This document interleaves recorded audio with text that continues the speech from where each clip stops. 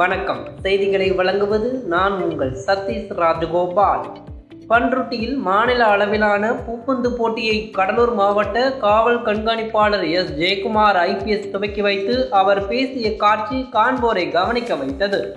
இன்று இளைஞர்கள் கஞ்சா மது போதைக்கு அடிமையாகி வரும் சூழ்நிலையில் அதற்கு மாற்றாக விளையாட்டுப் போட்டியில் ஆர்வம் காட்டும் இளைஞருக்கு பாராட்டு தெரிவித்தார்.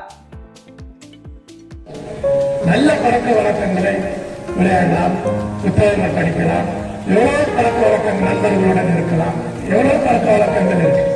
அந்த நல்ல பழக்க வழக்கங்களை இளைஞர்கள் கற்றுக்கொள்ள வேண்டும்.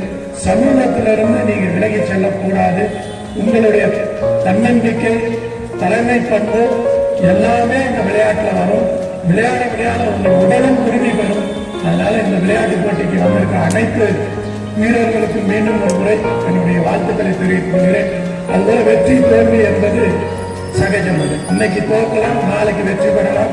எவ்வளவு பெரிய வீரர் இருந்தாலும் நீங்க பார்த்திருப்பீங்க. சிகரக்காக இருக்கட்டும், பிள்ளைகளை சொல்றதாக இருக்கட்டும், மதுவாக இருக்கட்டும், இல்லை கஞ்சா பழக்க வழக்கமாக இருக்கட்டும், எதுவாக இருந்தாலும் அது உடலை பாதிக்கக்கூடிய ஒரு பழக்க வழக்கம். இன்னைக்கு உங்க கண்ணு முன்னாடி பாக்குறீங்க,